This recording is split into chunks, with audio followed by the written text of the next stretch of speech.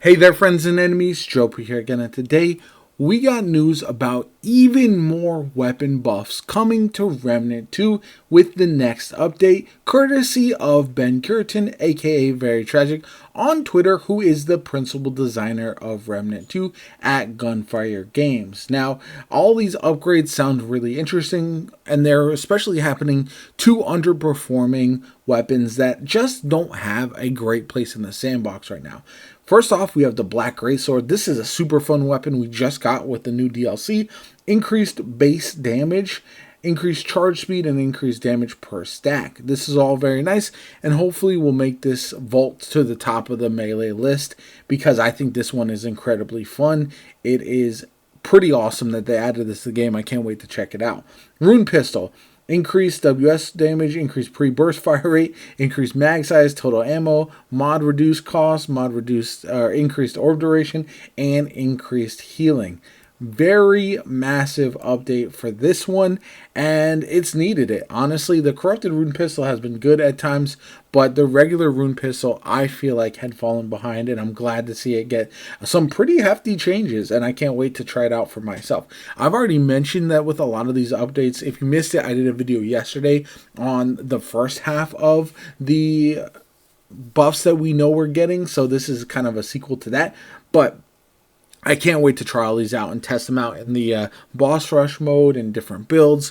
It seems like it's really going to shake up the meta, which I think is very, very important going forward, especially if we don't really have new content to look forward to. Having the ability to make new builds to kind of freshen things up is massive. Anguish. Increase reload speed and fire rate and primary projectile speed, as well as charge projectile speed. Mod damage bonus 100% to 50%, which is kind of crazy. Projectile speed 6,000 to 7,500, and then mod duration 10 seconds to 15 seconds. So that's an interesting one. It does feel like kind of just an overhaul a little bit, so it's going to feel quite a bit different. I'm really curious to see how that fits going forward, because some of those changes might be a little bit on the negative side. Then we've got the Aphelion. This one increased damage, reload speed, and then magazine, as well as total ammo, reduced fire rate, and then reduced stagger penalty. So some changes there, nothing too crazy. The damage change from 62 to 70 is kind of nice, and yeah, hopefully this hits like a truck. DPS increase for both burst and sustain, a bit more ammo to match corrupted variant, and reduce stagger penalty too. Not bad. So this is, whenever he highlights them at the end of the post, it does feel like those are going to be the weapons that you're really going to want to look out for. Spore Bloom. Increased damage 200 to 250. That's huge. Increased reload speed, reduced max spread, and fixed reticle visualization was too large.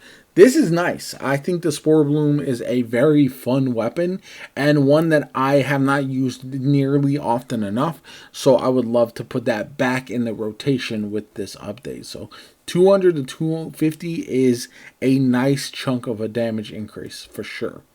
Then we've got the Starkiller. This is one that a lot of people have been using lately. So increased reload speed, overall accuracy, dramatically increased moving accuracy. Mod increased damage 350 to 750. Increased add damage 250 to 500. Mod AoE range fix, and then reduced cost 1,500 to 1,000. This sounds insane. I think this might be an absolute meta potential weapon. Previously, gravity core range was stated at 10 meters, but was actually measured in diameter. Now been fixed, and forgot to mention reduced explosion time from 4 seconds to 2 seconds. So, yeah, this is one that I'm very curious to see how it shakes out, because I do feel like this is one that a lot of people have been talking to me about recently, and with these changes could be actually way better. So we'll see how it all plays out. The one thing I would kind of caution everybody, it's easy to read a lot of these updates and get overhyped, but until you feel them in hand, until you test them out with different builds and see how damage stacks and multiplies with different buffs and everything, it's hard to tell how well these are going to fit. You can make an educated guess, but these are just for the people who want to be excited about testing new things when the new patch hits. MP60-R updates, increased reload speed, reduced horizontal and vertical accuracy, increased accuracy still and moving, adjusted reticle size. So I've been using this one a lot, to be honest. It's one of my favorite handguns as a SMG, and I'm not surprised that it didn't get buffed like a lot of other ones, because I think it was already very strong, and it's a great applicator for some of the different mods in the game that you can throw on there as well. So not surprising that it's not getting a damage buff or anything of that nature. Scattergun. The Ford Scattergun increased fire rate, increased reload speed, increased mags capacity, and then total ammo. So that's nice. It's always felt a little lackluster with regards to the amount of ammo that you get, which is going to feel a lot better with this upgrade. And then the fire rate 1.1 to 1.2, that's one of those things where we don't know how big of a fire rate increase it's going to be, but sometimes increased fire rate can make a weapon go from feeling clunky to feeling really nice. So I'm definitely curious to see how that one is going to honestly perform with the next update. The Coach Gun. Increased reload speed, reduced recoil, increased ideal range, increased fall-off range, increased accuracy. So this is one I think they want us to use a bit farther away than it currently is used.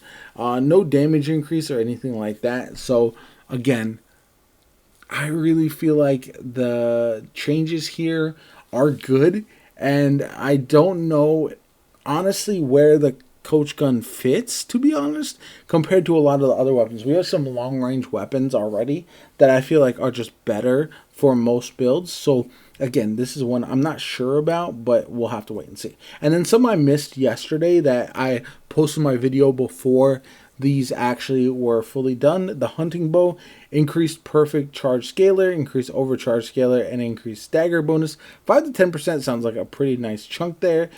Maybe I'll start using that. I like other bows better, to be honest, but we'll have to wait and see. The Western Classic, this is one I want to use. So increased WS damage bonus, increased reload speed, reduced horizontal and vertical recoil, reduced recoil recovery delay, and increased accuracy.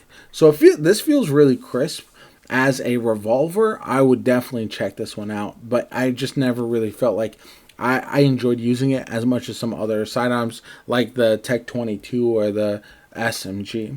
Then we have the service pistol, another one that I just have not used a whole lot. This is more of like a little pistol, like I don't know, just like a little handgun that you would use, but increased magazine capacity, increased total ammo, reduced horizontal and vertical recoil, increased overall accuracy, and then reduced spread per shot. So maybe this one would be nicer. Again, this is not one that I've really used almost ever. Recent weapon that we got, the repair tool, increased ideal range, increased heat decay, and increased heat decay delay as well. So this could be just a bit better. I know a lot of people are already using this in their builds, so now it could be just that much better, which hopefully will be nice for a lot of people who are already using it, but it might not drive new people to use it, to be honest. It's not enough of a difference to be excited about compared to some of the other weapons that we are getting.